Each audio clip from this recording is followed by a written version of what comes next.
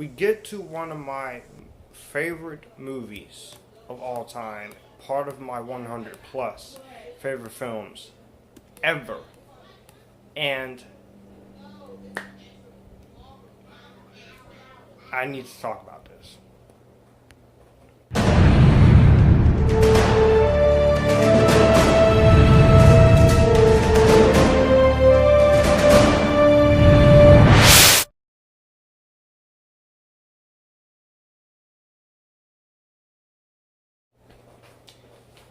E.T. the Extra Terrestrial is directed by Steven Spielberg, stars a cast of Dee Wallace, Peter Coyote, Henry Thomas, and Drew Barrymore. And this was a 1982 film, the same year as Blade Runner.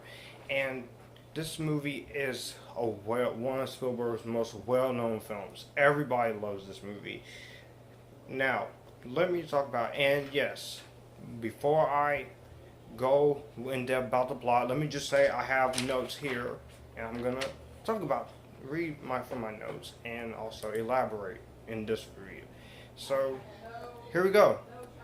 So the basic plot of this movie is after a gentle alien becomes stranded on Earth, the being is discovered and befriended by a young boy named Elliot.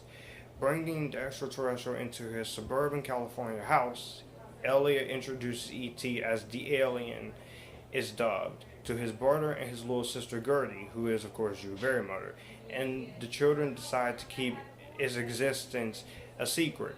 Soon, however, E.T. falls ill, resulting in a government intervention and a dire situation for both Elliot and the alien. Now, this movie, from my notes, this concept was based on an imaginary friend that Steven Spielberg created after a family divorce in 1960. And he was going through a tough time as a kid, as a family divorce, and he came up with an imaginary friend. Now, this movie is regarded as one of the greatest movies of all time, and I agree, this is one of my favorite films of all time. It's in my 100 plus favorite movies of all time, and I might do that video. And this is also ranked by Rotten Tomatoes as the greatest science fiction film ever made about friendship. At a 98%, this movie has a very well critical reception and a very good audience score. And this movie was an immediate blockbuster. It surpassed one of the highest grossing films of all time for 11 years until 1993, with Jurassic Park would take the cake. So that's basically entertaining. Now, my history with this film, my relationship with this movie is very interesting. I saw this movie in elementary school. One of my teachers in elementary school had the VHS tape. I decided to watch it in class when we were having a little watch thing before school went out. And I fell in love with the idea. I fell in love with the story of an alien and a boy becoming friends. And I just thought it's something very nice done before. And this is also being known for Drew Barrymore's first film. So let me just say, this is the first film for Drew Barrymore, and I say she's incredible in this movie. For a debut, she's great, and it's amazing how hotter Drew Barrymore would later grow to be, and that's the grace of God there. Now, this movie was shot in rough chronological order, and Spielberg thought it would help the film. He'd do that, and this movie was shot in only 61 days on a budget of $10.5 million.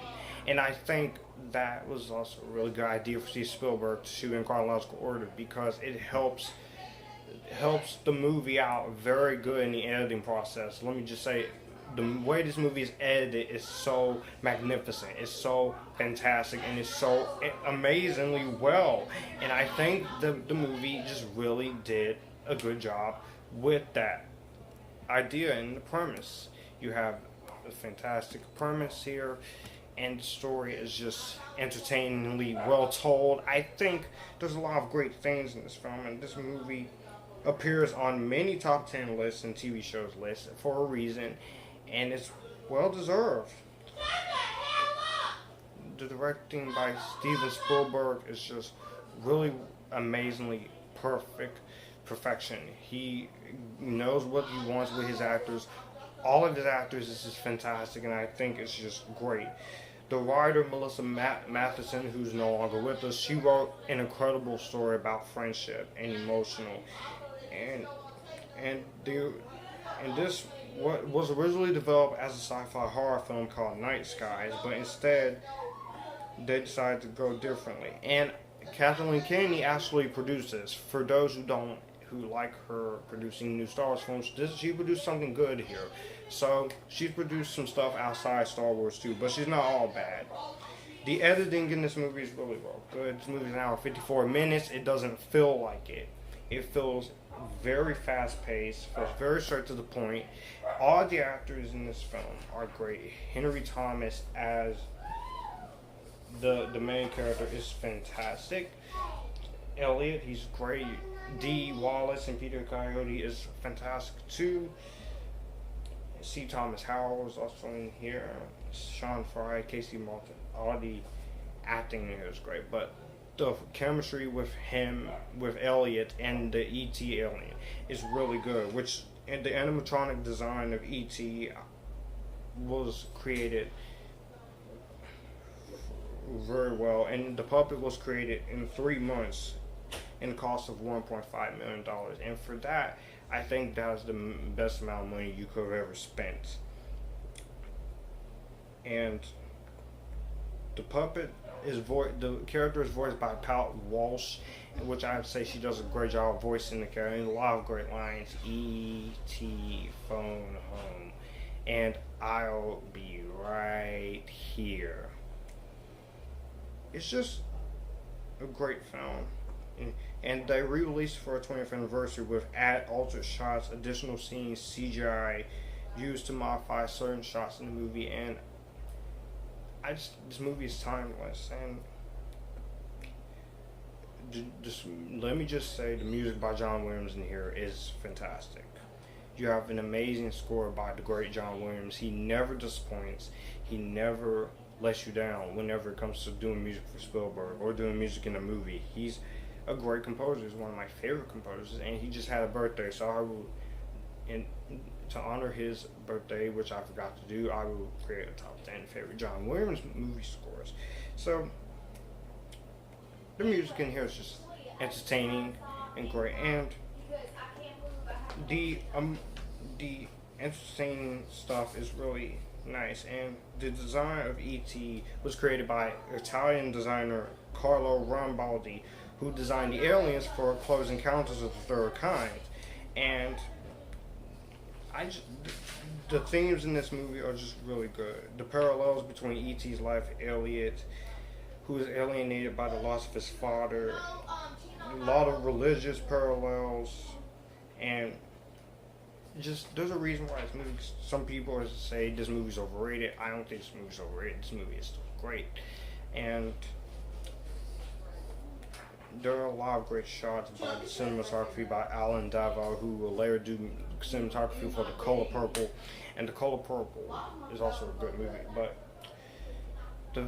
my favorite shot of the entire movie is the shot with E.T. and Elliot's flight. They fly upon the moon. I love that shot.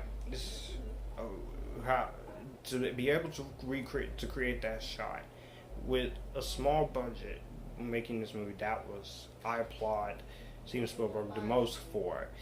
And just, it's very good how Steven Spielberg handled this movie, because this easily could have been a bad film, but it wasn't. This is one of the best films from 1980s, and it's just a magnificent treat to watch. The ending is sad, of course, but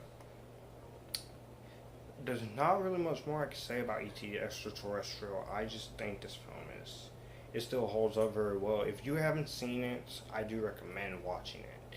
It is a great film. But yeah, it's an amazing movie.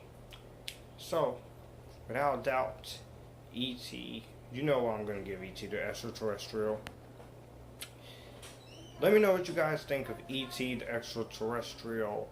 down below. Do you like the movie? Do you hate it? I don't understand who would hate it if you just think this movie is a little overrated or whatever, or you just don't know movies in general. But I'll see you guys in another Spielberg review, and that is artificial intelligence. Like I said, I decided to upload 4 Spielberg reviews to make up for my lack of them.